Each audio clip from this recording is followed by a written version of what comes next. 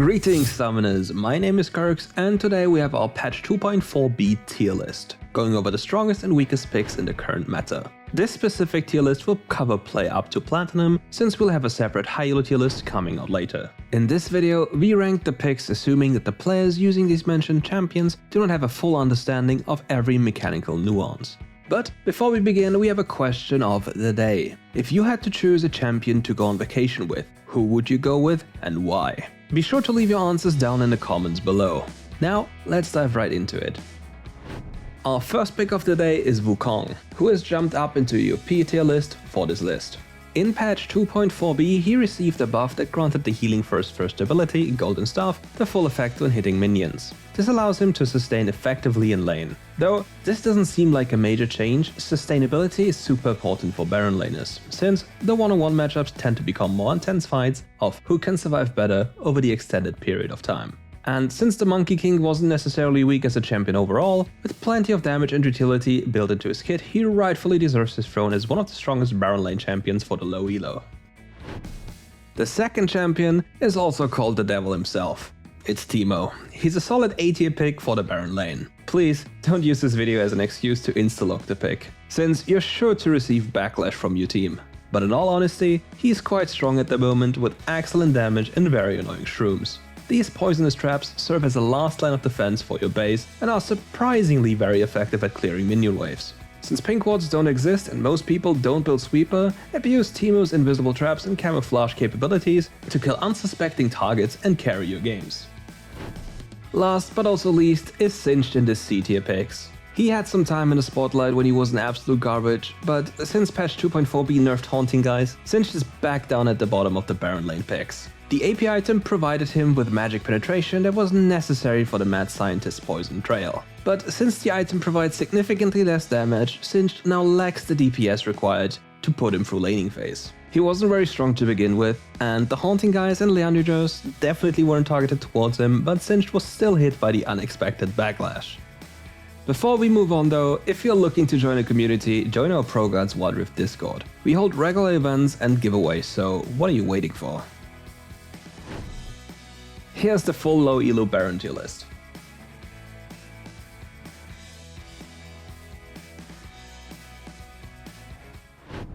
Next up is the jungle, with Rammus up first.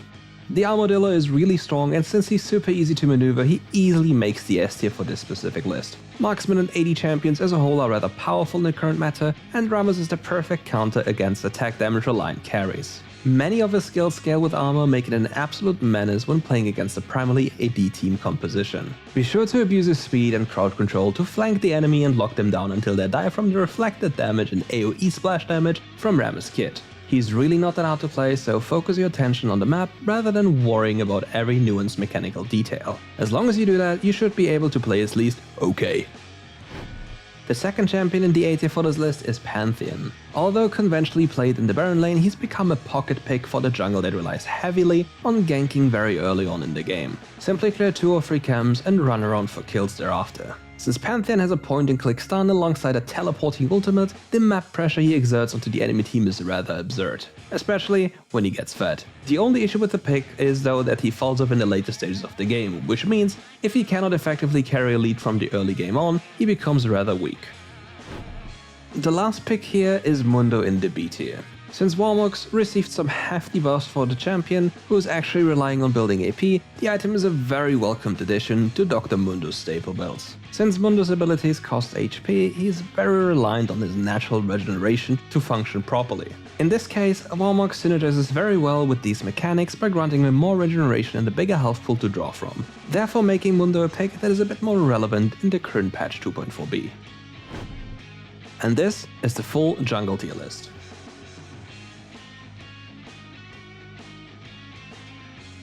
And if you haven't looked over the newest patch notes, just check out the rundown video to inform yourself of the current new changes in the Wild Rift scene.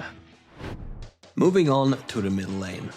Ahri comes first here in the OP tier list for the list. A lot of AP champions were bumped down the pack because of the Haunting Guys nerfs, but Ahri in this case is not part of them. This patch buffed Luden's Echo and awakened Soul Stealer, both of which Ahri can easily make use of. Awakened Soul Stealer is more situational. Technically you never buy it, but well, it's a buff, so who knows. But Luden's Echo will be undoubtedly a powerful item on the Nine-Tailed Fox. Ahri is overall a very easy champion to play. She has a lot of safety for her ultimate and crowd control through her charm. For those of you who are looking to play a slippery AP damage carry, definitely give Ahri a try. The second champion up in the mid lane is Galio in the A tier for this list. Since Katarina was nerfed relatively hard this patch, Galio, her direct counter, has more breathing room to see play. Many patches ago he got hit hard by nerfs that drastically impacted his viability in the meta, while Katarina continued to see more and more play, at least in solo queue. She's a pop stomper, she's amazing in this instance. She became so strong that although Galio's abilities on paper countered Katarina, it simply didn't matter. She could just take over the game and move at speed so fast Galio couldn't keep up. So the recent nerfs to the Bladed Assassin alongside Haunting Guys, one of her core items, allows the Colossus to once again step back into relevancy in the meta. The last mid lane champion for this list is Diana in the A tier. She excels in team fights thanks to her area of effect knock-up ultimate ability.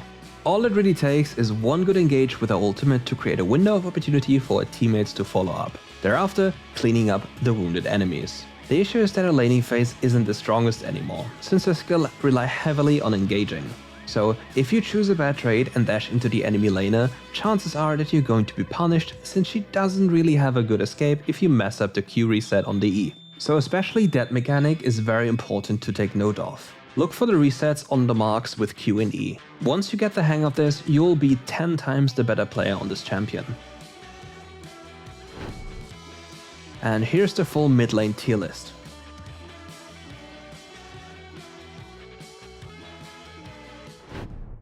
Next up are the AD carries with Jinx up first. For this specific list, she is still in the OP tier. She is capable of utilizing the new crit items added in patch 2.4, making her rockets hit even harder than they did before. In the average levels of play, she's an absolute pop stomper since her attacks deal splash damage, allowing her to steamroll during teamfights thanks to her reset. But keep in mind she's only overpowered in the lower elo, since the more skilled players are perfectly capable of collapsing on the pick before the gunslinger can snowball. And since she doesn't have any escapes built into her kit, any skilled frontline carry or assassin is perfectly capable of bursting her down.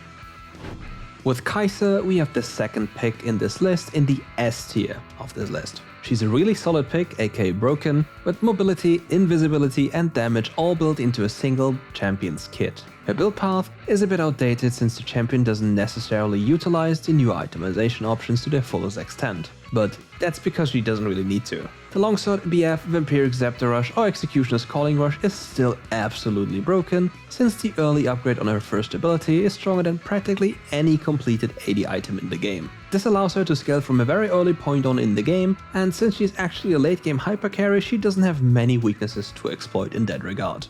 Now on to the last AD carry of this list. Jhin in the B tier of the list. He's a prime example of an AD carry that has been left behind by the meta. He doesn't have an escape, enough DPS, or even powerful enough auto attacks. Even with his force shot, he just cannot carry a teamfight. Additionally, a lot of the itemization options recently released don't fit him at all. And since a lot of the other champions have been benefiting from these additions, Jhin has been displaced for the most part. Unless you're super skilled at the champion and you're very confident in hitting all his skill shots, he is not gonna deal enough damage to warrant the pick. Of course, if you do hit your skill shots with an amazing accuracy, he is still pretty okay, but not near as close to being good enough. Let's be honest, there are just other marksmen that don't have to rely heavily on those skill shots and are just better in every regard. Here is the full AD carry tier list.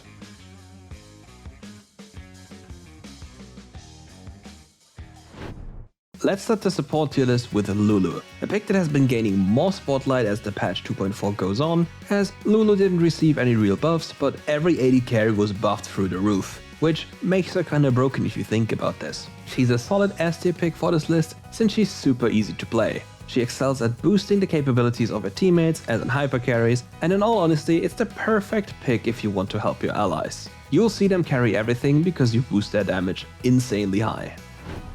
Next up comes Braum, who's also in the S tier of this list. This pick is still pretty strong, albeit not as broken as it used to be, especially when paired up with a competent AD carry who knows how to abuse his passive. The utility that Braum provides during a teamfight is actually insane. He just needs to hit everybody once and, well, then they're just gonna die. And fortunately, since the muscle man is incredibly beefy, he can just run in front of his team with a shield and protect them from any kind of damage that's incoming. So he received nerfs a few patches ago, but the fundamental functionality of this kit hasn't changed, therefore allowing him to remain a very strong pick in the game, especially in an AD carry oriented meta. Now it's time for the last pick of this list. In this case, Leona, who's in the A tier of the list. She's a decent pick that truly shines when you're locking her in as a direct counter matchup. The reason for this is that Leona can be easily arrested in lane by certain champions. With this, she can be zoned and thereby she's just made a minion. But all it really takes is that one engage to get the snowball rolling. If you can land your Zenith Blade on the support, especially if the enemy support is a squishy enchanter with no escape or crowd control, she can easily burst him down with the help of their AD carry. Just lock them down long enough for your allied AD carry to chunk them down. Other than that, the moment you hit level 5, all you have to do is hit your ultimate and anything in your way will just die. Here's the full support list.